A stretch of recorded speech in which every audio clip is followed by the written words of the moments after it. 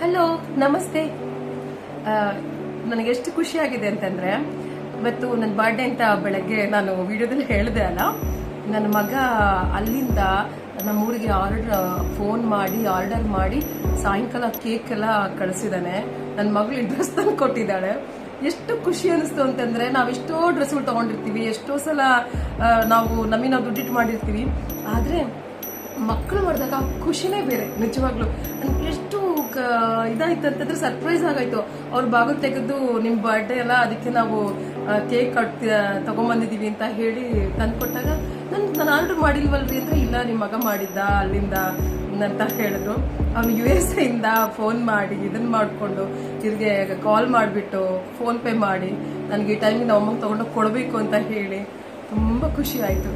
ಯಾಕೆಂದ್ರೆ ಮಕ್ಕಳಿಗೆ ಮಾಡಿ ಗೊತ್ತಿರುತ್ತಲ್ಲ, ಮಕ್ಕಳಿಂದ ಮಾಡಿಸ್ಕೊಂಡಾಗ ಆ ಅನುಭವನೇ ಬೇರೆ ಅಲ್ವಾ. ನನ್ಗೆ ಬಹಳ ಖುಷಿಯಾಗಿದೆ.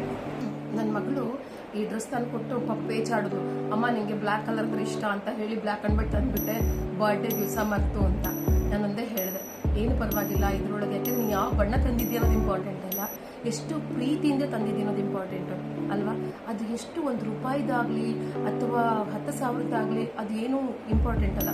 ಅವ್ರು ಯಾವ ಉದ್ದೇಶದಿಂದ ಕೊಡ್ತಾ ಇದ್ದಾರೆ ಅದಕ್ಕೆ ಮಹತ್ವ ಜಾಸ್ತಿ ಅನ್ನೋದು ನಮ್ಮದು ಅಭಿಪ್ರಾಯ. ಅದಕ್ಕೆ ಹಾಕೊಂಡೆ. ಅವಳು ಇವತ್ತೇನು ಹಾಕೋಬೇಡ ಬಿಡಮ್ಮ ಬ್ಲ್ಯಾಕ್ ಡ್ರೆಸ್ಸು ಅಂತಂದು. ಏನು ಪರವಾಗಿಲ್ಲ, ಮನಸ್ಸು ಸ್ವಚ್ಛವಾಗಿದ್ರೆ ಪ್ರತಿಯೊಂದು ಬಣ್ಣಕ್ಕೂ ಅದರದ್ದು ಶಕ್ತಿ ಇದೆ ಅಂತ ನಾನು ಹೇಳಿದೆ. ಸೊ ಕಪ್ಪು ಕೂಡ ಒಳ್ಳೇದೇ ಮಾಡುತ್ತೆ ಅಲ್ವಾ, ಏನಂತೀರಾ? ಮನಸ್ಸಿಗೆ ಬಹಳ ಜನ ನನಗೆ ಇದರೊಳಗಡೆ DM ಮುಖಾಂತರ ವಿಶ್ ಮಾಡಿದ್ದೀರಾ. ಎಲ್ರಿಗೂ ಕೂಡ ಥ್ಯಾಂಕ್